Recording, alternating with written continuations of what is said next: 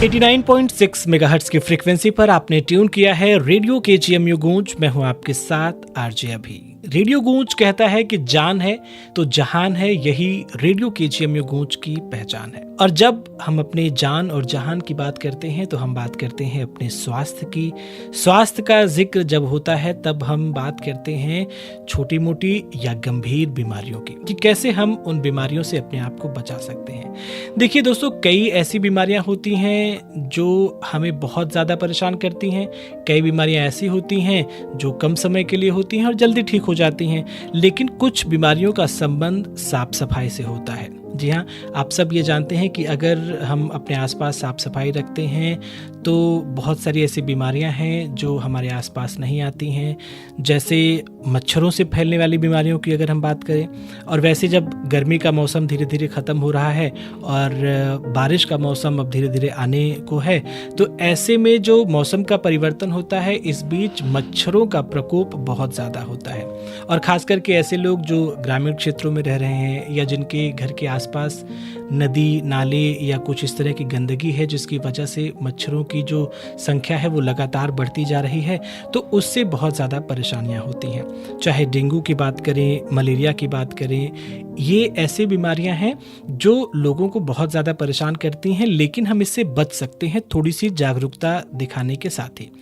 कैसे अपने घर के आसपास साफ सफाई रखें, कैसे मच्छरदानी का इस्तेमाल करें, या छोटी मोटी बातें ऐसी जिनसे हम बच सकते हैं और अपने आप को इन बीमारियों से दूर रख सकते हैं। इसीलिए लोगों को जागरूक करने के लिए हर साल जून के महीने में मनाया जाता है एंटी मलेरिया माह, यानी कि मलेरिया के बारे में लोगों को कैसे जागरूक किया जाए, ये कैसे फैलता है, या तमाम चीज़ें, इसके क्या लक्षण हैं, क्या नुकसान इसके हो सकते हैं, ये सारी बातें इस माह में लोगों को ज़्यादा से ज़्यादा बताने की कोशिश की जाती है।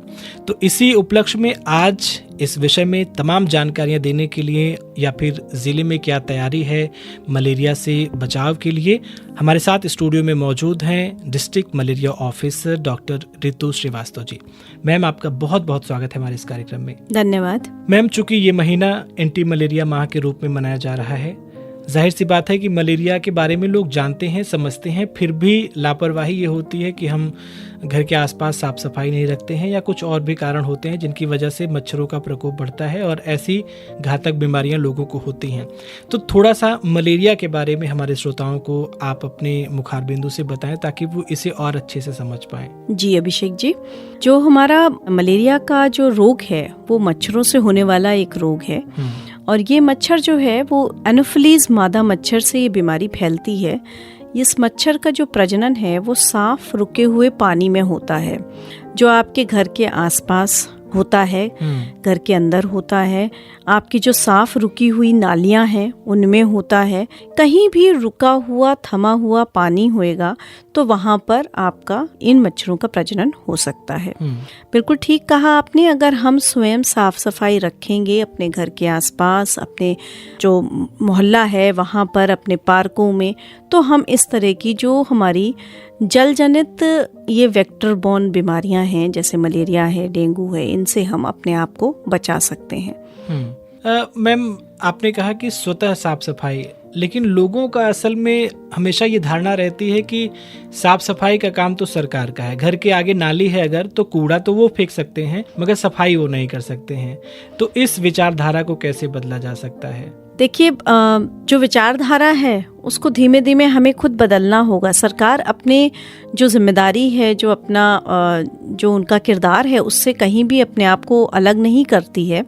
हमें साफ़ सफाई करवानी है, हमारे नगर निगम पूरा साफ़ सफाई करता है, लेकिन एक हर चीज़ का एक रोस्टर होता है कि सुबह जो है वो कूड़ा उठ जाएगा, नालियाँ साफ़ हो जाएंगी। अगर आप दिन भर कूड़ा फैलाएंगे, नाली को अवरोधित करेंगे, या आप इस तरह के कूड़ा उसमें डाल देंगे कि बड़े बड़े नालों में नीचे वो जम जाएगा, तो उसके लिए जो बीमारियां उस वजह से फैलेंगी, अगर वहाँ मच्छर का कोई प्रजनन होता है तो जो मच्छर वहाँ पनपेगा वो काटेगा भी आप ही लोगों को। बिल्कुल।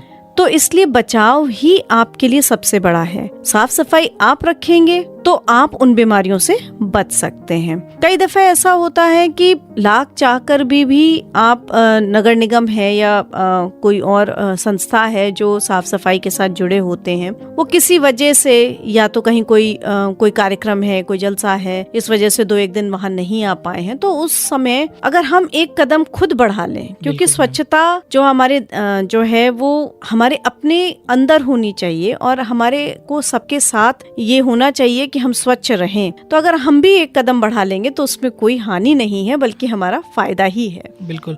अच्छा मैम, जैसे हम अभी बात कर रहे थे कि गर्मी का मौसम अब धीरे धीरे अब ये गर्मी कम होगी, बारिश का मौसम आएगा, तो ऐसे समय में मच्छरों का प्रकोप ज्यादा होता है, तो लोगों को क्या क्या सावधानियां बरतनी चाहिए ताकि जो मच्छर से होने वाली बीमारियां हैं उनसे बचा जा सके? जी बिल्कुल सही कह रहे हैं आप कि अब मानसून का जो है वो आने का समय हो गया है और हमारा ये मलेरिया माह जून जो मनाया जाता है और इसके बाद अगला महीना हमारा जो है वो डेंगू माह के रूप में मनाते हैं हम, और संचारी रोग नियंत्रण अभियान भी हमारा अगले माह चलेगा। तो ये सारे एक प्री प्रेपरेटरी फेज होते हैं कि हम अपने आप को मानसून के आगमन से पहले किस तरीके से हर विभाग मिल करके 8-9 विभाग हम लोग मिल करके किस तरीके से जनता को जागरूक करें और हम कैसे जनता के लिए कार्य करें कि जनता भी अपनी सहभागिता दे और हम भी इन बीमारियों से लड़ने के लिए तैयार हो जाएं। ये तैयारियों का समय है। बिल्कुल। तो इन तैयारियों में जो सबसे पहला कदम हमारा होता है वो ये होता है कि हम जन जागरूकता करें। तो जैसे हमारा ये मलेरिया माह चल रहा है, तो हमारा जो पहला कदम है उसमें वो ये है कि हमारी जो टीम्स हैं, हमारे चाहे वो ग्रामीण क्षेत्र में हो चाहे नगरीय क्षेत्र में, हमारी जो टीम्स हैं सामुदायिक स्वास्थ्य केंद्रों से, हमारी अपनी मलेरिया यूनिट से, वो सब जो हैं वो नगर क्षेत्र में सभासदों से मिल करके, ग्रामीण क्षेत्रों में प्रधानों से मिल करके छोटी छोटी गोष्ठियां करते हैं, जन जागरूकता करते हैं कि किस तरीके से उनको बताते हैं कि पानी कहीं ना जमा होने दें, कैसे अगर आपको कोई बीमारी हो जाए तो स्वयं उपचार न करके आप प्राथमिक स्वास्थ्य केंद्र पर जाइए जहां सरकार सभी तरीके का मुफ्त इलाज करती है। तो आप किसी भी बीमारी को बढ़ाने से पहले अगर आप जो सरकार आपको सहूलियतें दे रही है कि आपको मुफ्त इलाज, आपको मुफ्त टेस्ट सारे आपके करे जाते हैं, तो आप अगर एक कदम बढ़ाएंगे और किसी जो ऐसे डॉक्टर हैं जिनके पास डिग्री नहीं होती है, आपके आसपास वो पनपते हैं, उनके पास ना जा करके अगर आप एक सही जगह पर चले जाएंगे तो आप अपने आप को इन रोगों से बचा सकते हैं। तो ये जो प्री प्रिपरेटरी फेज है, इसमें हम लोग जन जागरूकता करके इस तरीके से सब लोग मिल करके ये गोष्ठियां कर करके जगह जगह पर लोगों को समझाते हैं, बताते हैं। जो हमारे अर्बन क्षेत्र है, नगरीय क्षेत्र हैं, वहाँ जो फ्लैट्स हैं, अपार्टमेंट्स हैं, वहाँ के जो रेजिडेंट वेलफेयर एसोसिएशन हैं, उनसे मिल करके वहाँ भी छोटे छोटे हम लोग कदम बढ़ाते हैं कि लोगों को जन जागरूक करा जा सके। इसके साथ साथ हमारे और विभाग जो इसमें हमारे साथ काम करते हैं, चाहे वो हमारा ये मलेरिया माह जो चल रहा है या अगले महीने डेंगू माह चलेगा या संचारी माह चलेगा, उसमें हमारा नगर विकास विभाग जो नगर पालिका है, जो वो हमारे साथ पूरा कंधे से कंधा मिला करके जो है वो साफ सफाई में, वो भी नालियों की सफाई वगैरह मानसून से पहले सारा कराते हैं। साथ ही साथ जहाँ पे केसेस हो रहे हैं या एक रोस्टर बना करके हम लोग भी और वो लोग भी दवा का छिड़काव करते हैं नालियों में ताकि मच्छरों का प्रजनन ना हो सके।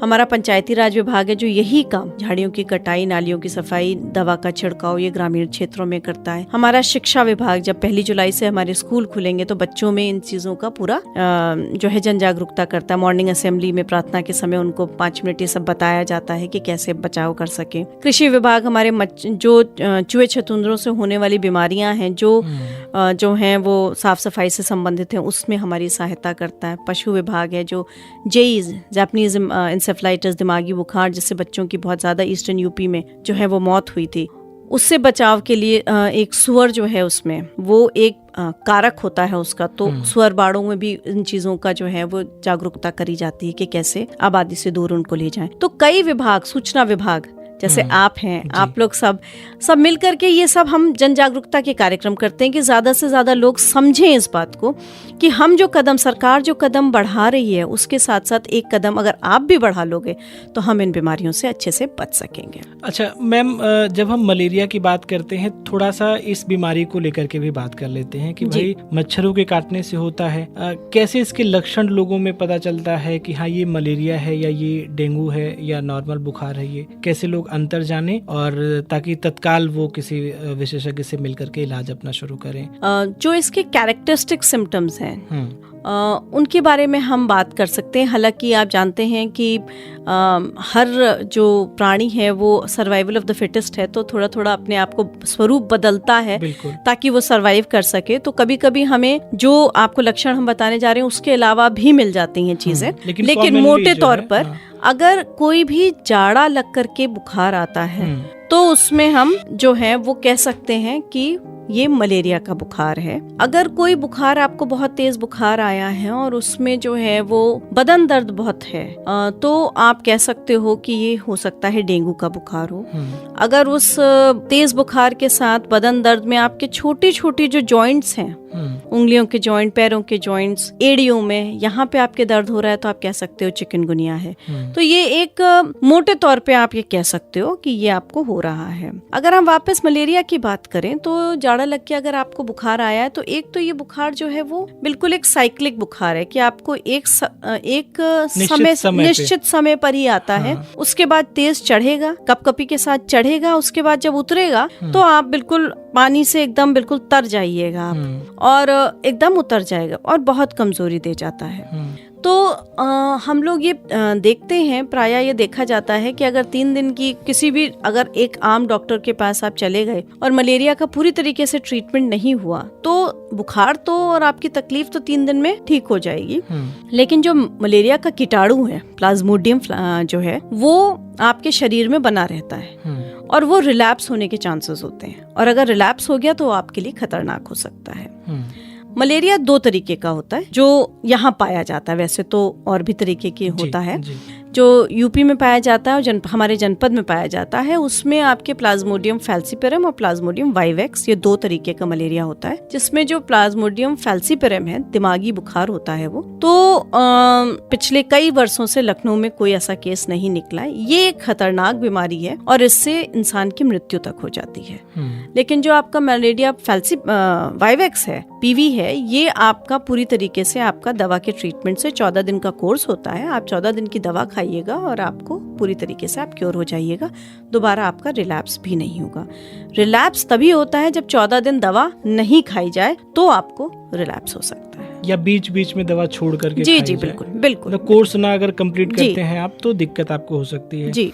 मैम, जैसे आपने बताया कि जान का खतरा इस वाले मलेरिया में कम होता है जी, फिर भी क्या कुछ केसेस ऐसे देखे जाते हैं जिसमें लोगों की जान भी चली जाती है? नहीं, वाइवेक्स से जान नहीं जाती है, फैल्सीपेरम में जान जा सकती है क्योंकि वो दिमाग पे चढ़ जाता है, दिमागी बुखार इसीलिए कहते हैं। तो उसमें जो सिम्टम्स आते हैं जिस तरीके के, वो खतरनाक साबित हो सकते हैं। ठीक है। अब मैम, जाहिर सी बात है कि ये इसके लक्षण हैं, खतरे के बारे में भी आपने लोगों को आगाह किया, पर मच्छर को हम साफ सफाई भी चलिए घर पे रखते हैं तब भी रोक नहीं पाएंगे। अगर वो आ रहे हैं तो आएंगे ही।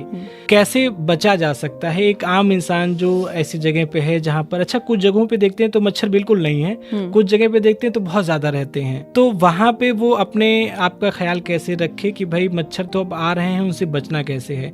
क्या ये जो आजकल के केमिकल युक्त वाले जो आते हैं, मतलब मच्छर भगाने वाली दवाएं, उनका इस्तेमाल वो खुद से करें घर पे, या मच्छरदानी का इस्तेमाल, या कैसे बचा जा सकता है? सबसे अच्छा तरीका तो यही है कि आप मच्छरदानी का इस्तेमाल करिए। दूसरा तरीका ये है कि आप जो है वो जो हमारी नालियां हैं बाहर, उसमें दवा का छिड़काव सरकारी तौर पर होता है।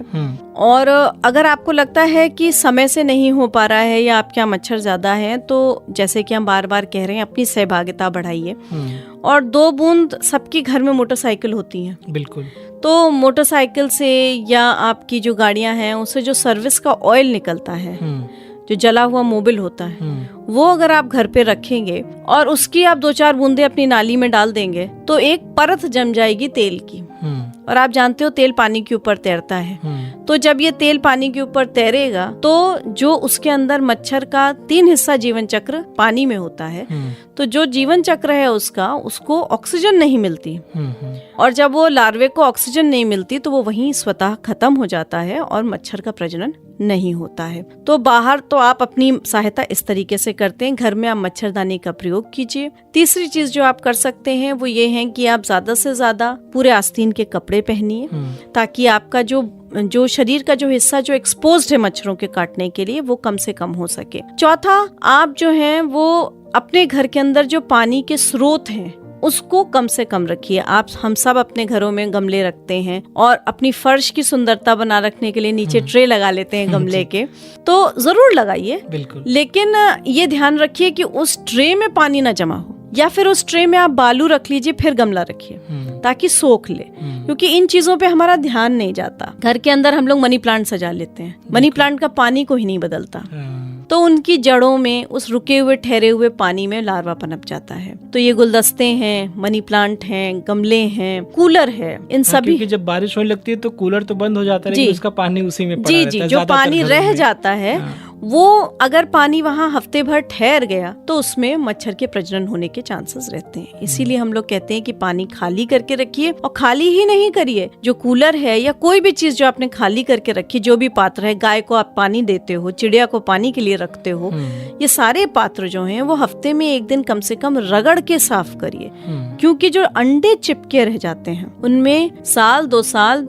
जिंदा रहने की क्षमता होती है। अच्छा। और आधा चम्मच पानी मिलने पर वो दोबारा से जीवित हो जाते हैं। तो ये सारी सफाई तो आप और हम ही करेंगे अपने घर के अंदर। बिल्कुल। सरकार आपके घर के अंदर आकर के आपकी मदद नहीं कर सकती, हम आपको बता सकते हैं कि अपने छत पर कूड़े कबाड़ नहीं रखिए, टायर नहीं रखिए, टूटे फूटे बर्तन नहीं रखिए। चाय पीते हैं आप लोग सड़क पर, उसमें एक बूंद आखिरी में छोड़ देते हैं, कोल्ड ड्रिंक पीते हैं नीचे की कुछ रह जाती है तो सब पानी ही। बिल्कुल। बरसात का पानी है वो उन कपों में इकट्ठा हो जाता है जो सड़क पर पड़े हुए, उतना काफी होता है मच्छर के प्रजनन के लिए। तो जितना हम अपनी सहभागिता देंगे, अपना कॉन्शियस रहेंगे कि डस्टबिन में ही डालें ताकि वो उठ जाए, उन सारी चीजों से हम अपने आप को बचा सकते हैं। मैम, एक और सवाल मेरे जहन में था कि जैसे जो शहरी क्षेत्र में रह रहे हैं, जो नगर निगम के अंदर आते हैं, अगर उनके आसपास कोई ऐसी जगह है जहाँ की साफ सफाई के लिए वो सरकारी मदद चाहते हैं या स्वतः वो नहीं कर पा रहे हैं, तो उसके लिए क्या आप लोगों की कोई व्यवस्था है? कैसे वो कंप्लेन कर सकते हैं या जानकारी पा सकते हैं? जी, नगर निगम की हेल्पलाइन नंबर्स हैं और नगर स्वास्थ्य अधिकारी हैं, आप उनको, साथ में जो जोनल ऑफिसर्स हैं, 8 जोनल ऑफिसर्स हैं हर एक शहर के पूरे हिस्सों में, तो आप वहाँ पर कंप्लेंट अपनी करेंगे और 24 घंटे के अंदर आपकी कंप्लेंट का निस्तारण हर हाल में होगा। वो नंबर मैम क्या आप साझा कर सकती हैं क्या? नगर निगम का जो हेल्पलाइन नंबर है वो है 8810729191। इस नंबर पे कंप्लेन करने से आपका जो साफ सफाई से संबंधित जो भी समस्याएं हैं उनका निराकरण 24 घंटे के अंदर प्रयास करके हो जाएगा। ठीक है, तो यानी कि अगर कोई कंप्लेन करेगा और 24 घंटे के अंदर उस कंप्लेन का निस्तारण होगा। लेकिन मुझे तो लगता है कि अगर आसपास के साफ सफाई की बात हो तो व्यक्ति को ही अपने कदम को आगे निकालना होगा जी, क्योंकि ऐसी स्थिति में ठीक है सरकार आप तक पहुंचेगी, वो बात हम मानते हैं, सरकार की पॉलिसीज भी हैं, लेकिन फिर भी अगर आप नहीं अपनी मदद करने के लिए आगे आएंगे तो फिर किसी से क्या उम्मीद कर सकते हैं। जी बिल्कुल, इसीलिए सरकार का पुराना ही नारा है ये कि एक कदम स्वच्छता की ओर। तो जितना हम स्वच्छ रहेंगे, सिर्फ वेक्टर जनित बीमारियों से नहीं, मच्छर जनित ही नहीं, और भी जितने तरह की बीमारियां होती हैं, बहुत सी बीमारियां गंदगी से होती हैं। अभी आप देखिएगा डायरिया, डिसेंट्री हो जाता है अगर आप दूषित पानी पी लीजिए, और इस तरीके की और तमाम बीमारियां। तो आप बहुत सारी बीमारियों से बच सकते हैं अगर आप स्वच्छ रहेंगे। तो मैं मुझे लगता है कि मलेरिया से संबंधित सारी बातें हो चुकी हैं। अगर कुछ आप अपने विभाग की तैयारियां या इस समय जो भी चीज़ें कार्यरत में चल रही हैं, काम पे हैं, उनके बारे में अगर कुछ आप साझा करना चाहें तो आप प्लीज़ कर दीजिए। जैसे हमने आपको बताया अभी कि हम लोग सारे जो जन प्रतिनिधि हैं ग्रामीण क्षेत्र के और अर्बन क्षेत्र के, उनके साथ मिलकर के छोटी छोटी गोष्ठियाँ कर रहे हैं। तो हम आपके श्रोताओं से, आपके माध्यम से यही अपील करना चाहेंगे कि वो भी अपना एक कदम बढ़ाएं, और अगर वो भी ये जो जानकारियां इसमें आपके साथ हमने साझा करी हैं, इन जानकारियों को जिनको नहीं पता है उनके साथ बता दें, उनको भी समझाएं। तो ये जो चेन है जनसंपर्क की वो आगे बढ़ती रहेगी और हम लोगों का काम आसान होएगा और हम सब मिल करके एक स्वस्थ समाज की निर्माण कर सकते हैं। बिल्कुल दोस्तों, तो मौसम बदल रहा है, गर्मी धीरे धीरे, अब हालांकि अभी परेशान गर्मी लोगों को कर रही है, पर धीरे धीरे ये ख़त्म होती जाएगी, कम होती जाएगी और मानसून के आने का समय हो चुका है, वो भी धीरे धीरे अब अपना पंख पसारना शुरू करेगा।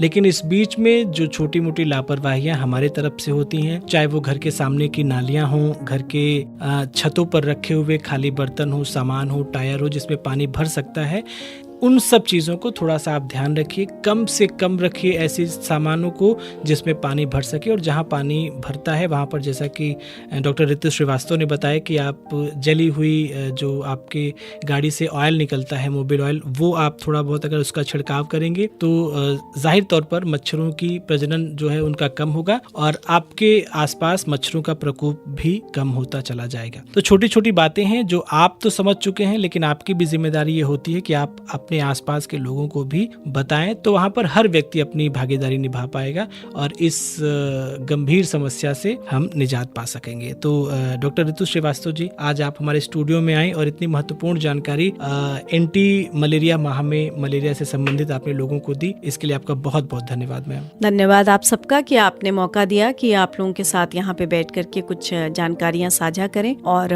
उम्मीद करते हैं कि इन जानकारियों का हम जो हैं वो अच्छे से आगे भी उनको बताएंगे। बिल्कुल। तो दोस्तों, अगर आपको भी किसी संबंध में जानकारी चाहिए या कुछ आप मेडिकल कॉलेज से संबंधित जानकारी चाहते हैं तो हमारे व्हाट्सएप नंबर 8887019138 पर मैसेज कर सकते हैं और आपकी जो भी जानकारियां होंगी आपके लिए वो हम उपलब्ध कराएंगे। फिलहाल आप सुनते रहिए 89.6 मेगाहर्ट्ज की फ्रीक्वेंसी पर रेडियो KGMU गूंज। रेडियो KGMU गूंज 89.6